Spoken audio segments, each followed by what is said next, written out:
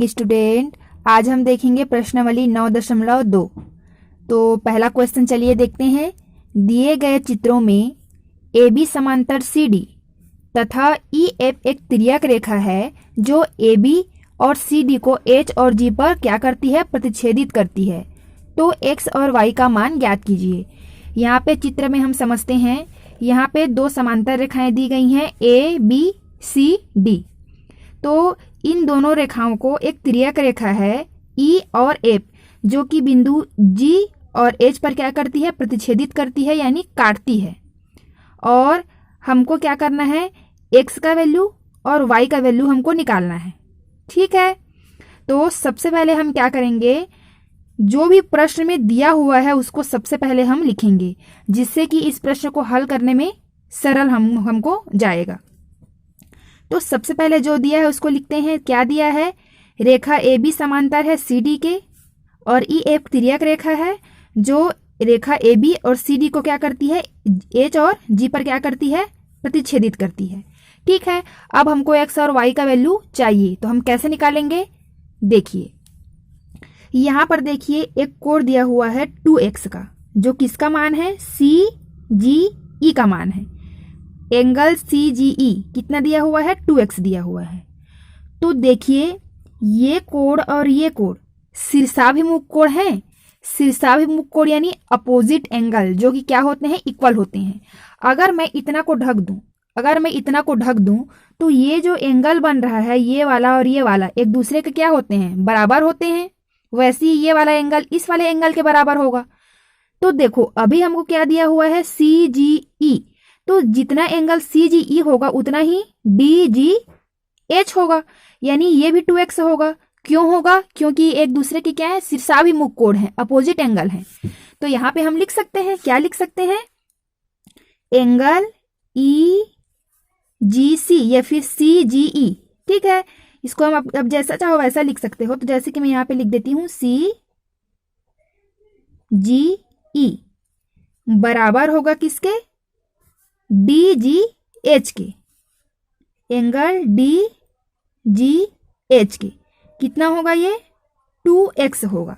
क्यों होगा, आप इसको कोष्टक में इधर लिख दिए रहना, शीर्षाभिमुख कोण है इसलिए, शीर्षाभिमुख कोण या अपोजिट एंगल। ठीक है, तो इसका वैल्यू भी हमको मिल गया, कितना मिल गया, 2x मिल गया। ठीक है, अब देखो, अब बात करते हैं हम इस वाले एंगल की। ये वाला एंगल हमको पता चल गया। अब ये वाला एंगल नहीं दिया हुआ है, तो ये एंगल आप कैसे निकालेंगे, देखो अगर मैं ये इतना को ढक दूं तो केवल इस साइड की बात करूं तो इस साइड देखो क्या दिया हुआ है, ये जो एक साइड में बनने वाला जो एंगल है क्या कहलाता है, संगत कोण कहलाता है। संगत कोण कहलाता है, यानी ये जितने एंगल होते हैं क्या होते हैं, जैसे कि ये जी जो एंगल है वो इस वाले एंगल के बराबर होगा, वैसे ही ये जो 2x है वो इस वाले एंगल के बराबर होगा। तो देखो यहाँ पर ये वाला एंगल हमको पता है, यानी कौन सा एंगल हमको पता है, बी एच जी। तो ये जितना होगा उतना हमारा ई जी डी होगा। क्यों होगा, संगत कोण है इसलिए। तो यहाँ पे हम क्या लिख सकते हैं, बी एच जी, यहाँ पे लिख सकते हैं angle B H G equal to angle D G E. Angle D G E बराबर कितना होगा, 3x होगा। क्यों, क्योंकि ये संगत कोण है और संगत कोण के मान क्या होते हैं, बराबर होते हैं। ठीक है, ये मिल गया हमको, तो इसका वैल्यू भी हमको मिल गया, कितना मिल गया, 3x मिल गया। ठीक है, समझ में आया। अब देखो इसका और इसका वैल्यू मिल गया, तो यहाँ पे एक और चीज होता है, क्या, रैखिक युग्म।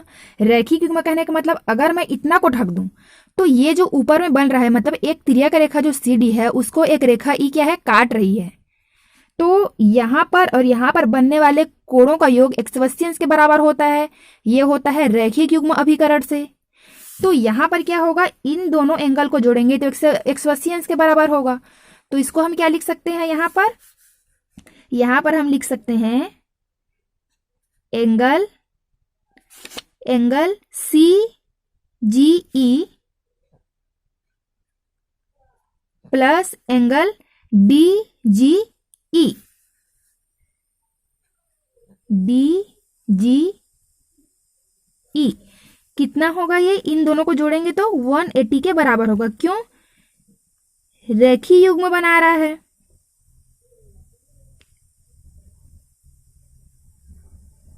इस कारण से। ठीक है, तो यहां पर क्या हो जाएगा, इसका वैल्यू कितना है? 2x है इसका वैल्यू। इसका वैल्यू कितना है? 3x है। 180 हो गया। 2x 3x कितना हो गया हमारा? 5x equal to 180। तो x का वैल्यू निकालेंगे तो कितना हो जाएगा? x इक्वल टू 180 अपॉन 5 हो गया। तो कितना आ गया ये? 36 आ गया। यानी x का वैल्यू हमको कितना मिल गया? 36 मिल गया।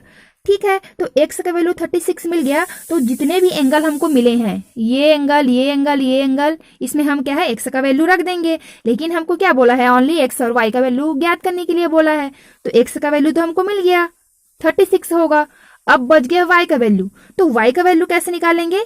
अब देखिए, इतना को मैं ढक दे रही हूं। ठीक है, तो यहां पर देखो, ये एक तिर्यक रेखा हो गई, एक तिर्यक रेखा हो गई जो एक दूसरे को काट रही है। तो यहाँ पे भी शीर्षाभिमुख कोण बन रहा है कि नहीं बन रहा है? Opposite angle. कैसे? ये वाला एंगल जितना होगा उतना ये वाला एंगल होगा।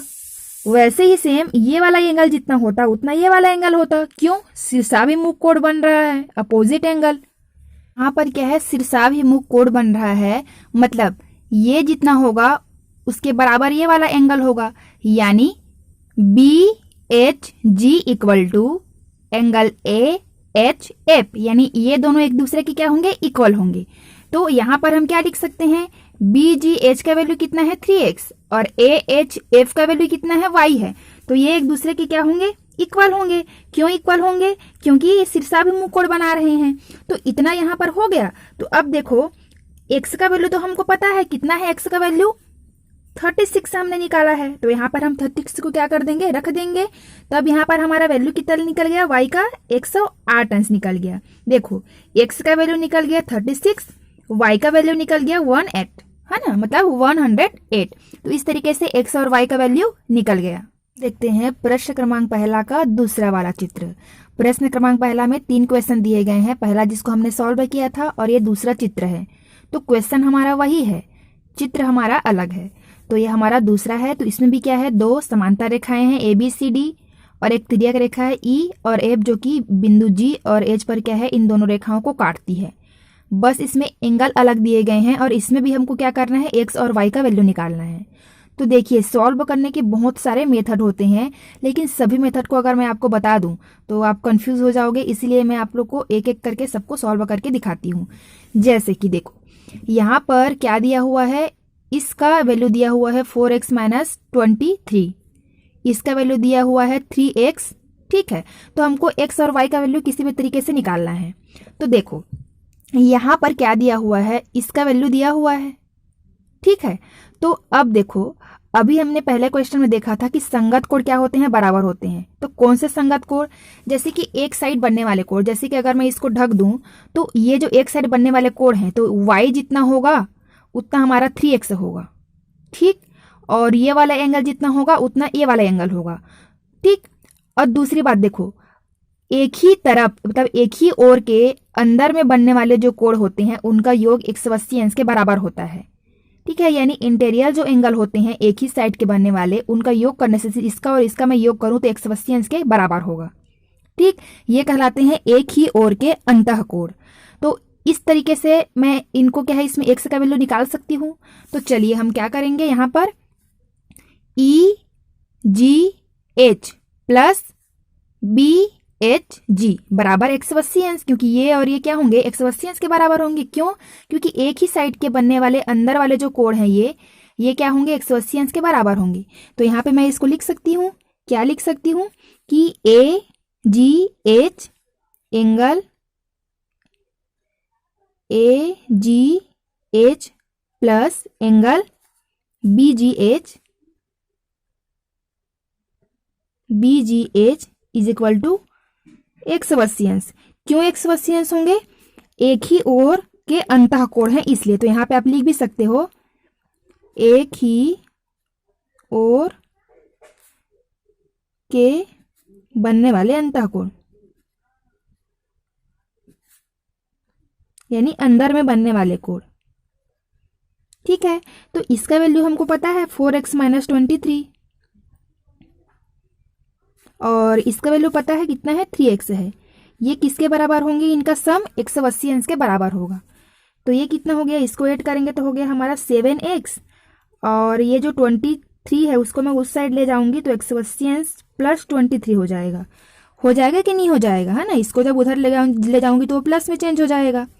अब देखो, जब इसको मैं ऐड करूंगी तो कितना आ जाएगा, ये हमारा आ जाएगा 203, यानी 203 आ गया।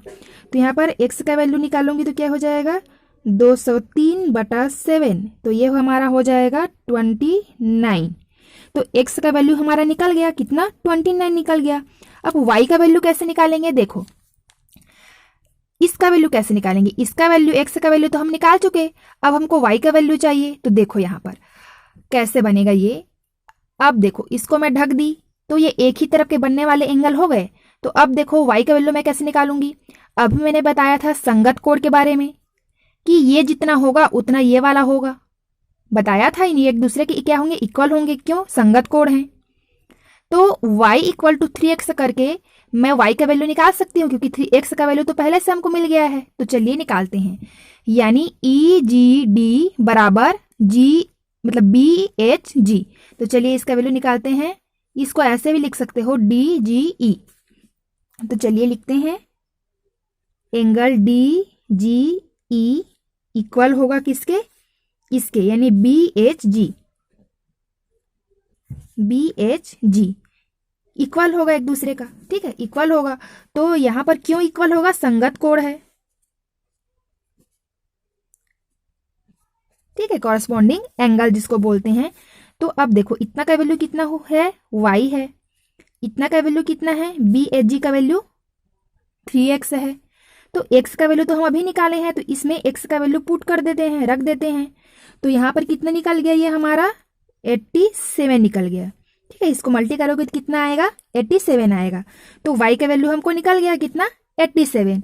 तो हमको x और y के वैल्यू चाहिए, जो कि हमारा निकल गया। अब हम चलते हैं प्रश्न क्रमांक पहला का ही तीसरा स्ट्रक्चर है, उसको देखते हैं। जो तीसरा चित्र दिया हुआ है उसमें क्या करना है। इसमें भी वही है कि इसमें भी क्या है, दो समांतर रेखाएं हैं AB और CD, और एक तिर्यक रेखा है E और F, जो कि एक दूसरे को क्या कर रहे हैं, G और H पर क्या कर रहे हैं, काट रहे हैं। तो यहाँ पर भी हम क्या करेंगे, x और y का वैल्यू क्या करेंगे, फाइंड करेंगे। तो अब देखो, यहाँ पर ये वाला कोण और ये वाला कोण एक ही साइड बनने वाले कोण हैं, और क्या है, संगत कोण हैं। तो संगत कोण क्या होते हैं, एक दूसरे के बराबर होते हैं।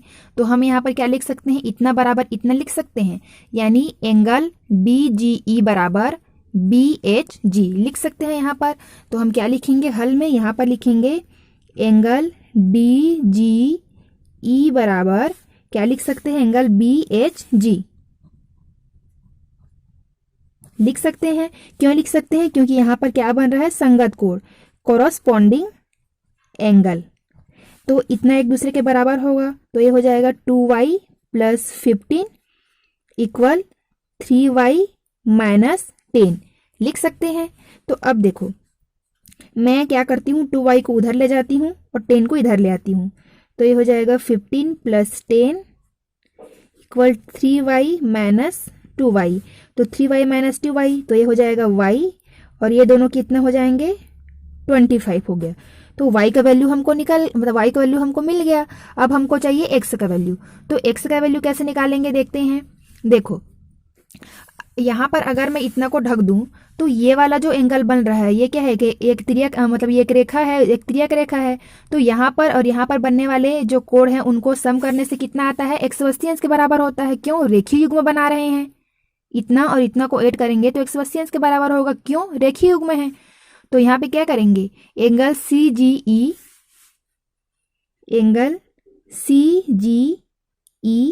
प्लस एंगल DGE कितना होगा, 180 अंश के बराबर होगा। तो यहाँ पर इसका वैल्यू कितना है, x है, और उसका वैल्यू 2y प्लस 15 है, ये होगा 180 अंश के बराबर। तो y का तो वैल्यू हमको पता है, कितना है y का वैल्यू 25 है, तो 25 और 2 को मल्टी करूंगी तो 50 आएगा। अब इसको मैं लिख दी यहाँ पर। अब देखो इन दोनों को ऐड करूंगी तो कितना हो जाएगा, ये हमारा ये हो गया आपका 65, और 65 को मैं जब उधर ट्रांसफर करूंगी तो -65 हो जाएगा। तो 180 में -65 होगा हमारा माइनस, तो कितना बचेगा यहाँ पर 115, यानी 115 आ गया। तो x का वैल्यू कितना मिल गया 115, और y का वैल्यू कितना मिल गया 25 मिल गया। इस तरीके से हमारा तीसरा भी सॉल्व हो गया। देखते हैं क्वेश्चन नंबर 2। दिए गए चित्र में यदि AB समांतर CD, CD समांतर EF और Y अनुपात Z बराबर 3:7 है तो x का मान ज्ञात कीजिए। तो सबसे पहले जो दिया हुआ है उसको एक बार हल में लिख लेते हैं। दिया है AB समांतर CD, CD समांतर EF, और क्या दिया हुआ है Y/Z = 3/7 दिया हुआ है। हमको क्या करना है, x का वैल्यू फाइंड करना है। तो x का वैल्यू कैसे फाइंड करेंगे, देखो यहाँ पर स्ट्रक्चर में दिया हुआ है x y z। तो यहाँ पे देखो ये रेखा इसके समांतर है और ये वाली रेखा CD रेखा EF के समांतर है, और एक तिर्यक रेखा है जो AB रेखा को G बिंदु पर काट रहा है, CD रेखा को H बिंदु पर काट रहा है, EF रेखा को Z बिंदु पर काट रहा है। ठीक, और यहाँ पे x y और ये z एंगल यहाँ पर बन रहे हैं, लेकिन इनका वैल्यू हमको पता नहीं है। क्वेश्चन ने बोला है x का वैल्यू फाइंड करो, तो x का वैल्यू फाइंड करने से पहले हमको z या y का वैल्यू पता होना चाहिए, तब हम जाकर x का वैल्यू निकाल सकते हैं। तो चलिए y या z का वैल्यू कैसे फाइंड करते हैं देखते हैं। देखो यहाँ पर ये वाला एंगल यानी ये और ये एक दूसरे के आमने सामने है, यानी शीर्षाभिमुख कोण यहाँ पर बन रहा है, अपोजिट एंगल, ये वाला एंगल, यानी हमारा ये वाला एंगल जितना होगा उतना ये वाला एंगल होगा, यानी CHG जितना का होगा उतना हमारा DHI होगा कि नहीं होगा? होगा। तो सबसे पहले देखो यहाँ पर y अनुपात z बराबर 3:7 दिया हुआ है, तो यहाँ पर हम इसको क्या लिख सकते हैं, माना y बराबर 3p मान लेते हैं और z बराबर 7p मान लेते हैं। देखो यहाँ पर जो p हमने क्यों माना है वेरिएबल को, x y क्यों नहीं माना? देखो हमेशा याद रखना क्वेश्चन में जो वेरिएबल दिया रहता है उसी को हम नहीं लेकर के जा सकते। जैसे इसमें x y पहले से है, तो हम जब भी कुछ मानेंगे तो x y को छोड़ करके कुछ भी आप दूसरे वेरिएबल मान सकते हो, जो भी आपका मन लगे वो वेरिएबल आप मान के ले सकते हो। तो यहाँ पे मैंने p मान लिया। अब चलते हैं यहाँ पर CHG, एंगल CHG बराबर होगा किसके, ये वाला एंगल बराबर होगा हमारा इस वाले एंगल का, यानी DHI, एंगल DHI के बराबर होगा। क्यों बराबर होगा इसको भी देख लेते हैं, यानी ये दोनों क्या होंगे, y होंगे। लेकिन क्यों, तो इसको आपको लिखना पड़ेगा, क्योंकि यहाँ पर शीर्षाभिमुख कोण निर्मित हो रहा है, यानी अपोजिट एंगल, सम्मुख कोण बराबर होते हैं।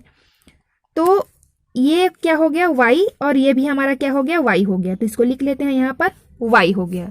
ठीक है, अब देखो यहाँ पर ये और ये क्या है, अगर मैं इसको ढक दूं, इतना को ढक दूं, इधर को ही देखें तो ये क्या है, एक तरफ बनने वाले अंतः कोण यानी इंटीरियर एंगल बन रहे हैं, x मतलब y और z इंटीरियर एंगल है, तो इनका सम किसके बराबर होता है, 180 अंश के बराबर होता है, यानी y प्लस z करेंगे हम तो 180 अंश के बराबर होगा। तो इसको लिख लेते हैं, यहाँ पर क्या लिखेंगे, y प्लस z है ना, यानी ये वाला कोण, तो ये किसके बराबर होगा, 180 अंश के बराबर होगा। क्यों होगा, क्योंकि एक ही साइड के बनने वाले अंतः कोण हैं। तो यहाँ पे इसको लिख लो, एक ही ओर के अंतः कोण हैं, इसलिए इनका सम 180 अंश के बराबर होगा। अब देखो y और z का वैल्यू यहाँ पे हमने निकाला है, मान के चले हैं 3p होगा और इसका 7p होगा। तो यहाँ पे क्या होगा, 3p और z के प्लेस पे लिख सकते हैं 7p बराबर 180। ठीक है, तो ये हो जाएगा 7 3 हो गया 10p इक्वल टू 180 हो गया 180। अब यहाँ पे क्या हो जाएगा, p का वैल्यू कैसे निकलेगा, 180/10, तो ये आ गया आपका 18। तो p का वैल्यू कितना निकल गया हमारा? 18 निकल गया p का वैल्यू 18। अब देखो p का वैल्यू 18 मिल गया तो हम यहाँ पर लिखेंगे p का वैल्यू, यहाँ पे लिखेंगे p का वैल्यू, तो y और z का वैल्यू हमको मिल जाएगा। तो यहाँ पे चलिए हम निकाल लेते हैं इसको। कैसे निकालेंगे कि y बराबर 3 मल्टी p का वैल्यू कितना है 18, तो यहाँ पे निकल गया हमारा 54 निकल गया, और z का वैल्यू रखेंगे यहाँ पर 7p यानी 7 मल्टी 18, तो यहाँ पे हमें किसका वैल्यू मिल जाएगा? z का वैल्यू मिल जाएगा। तो क्या हो जाएगा 6 और ये हो गया 5 और ये हो गया 10 to 12, कितना हो गया 126 हो गया। तो देखो y और z का वैल्यू मिल गया। तो देखो y का वैल्यू हमको यहाँ पर मिल गया। तो अब देखो जैसे ये दोनों अंतः कोण थे एक साइड के बनने वाले, इनका सम एक्सवशियंस के बराबर हो रहा था, वैसे ही x और y भी तो एक साइड बनने वाले अंतः कोण हैं, तो इनका भी सम कितने के बराबर होगा? एक्सवशियंस के बराबर होगा। तो इसको हम कैसे लिख सकते हैं यहाँ पर कि ये वाला एंगल और ये वाला एंगल का सम कितना होगा? 180 के बराबर होगा। तो x प्लस वाई बराबर 180 लिख सकते हैं यहाँ पर। x plus Y is equal to 180। क्यों? क्योंकि एक ही और बनने वाले कोण हैं। तो यहाँ पर देखो x लिख दिए, y का वैल्यू हमको मिल गया कितना 54 और ये हो गया 180। तो यहाँ से हम x का वैल्यू फाइंड कर सकते हैं 180 माइनस 54, तो ये हमारा कितना आ जाएगा 6 आ गया आपका, और ये हो गया आपका 17 में गया 5, ये आ गया आपका 12। कितना आ गया इसका वैल्यू 126। तो ये हमारा क्या है आंसर होगा, क्योंकि x का वैल्यू ही हमको फाइंड करने के लिए बोला है।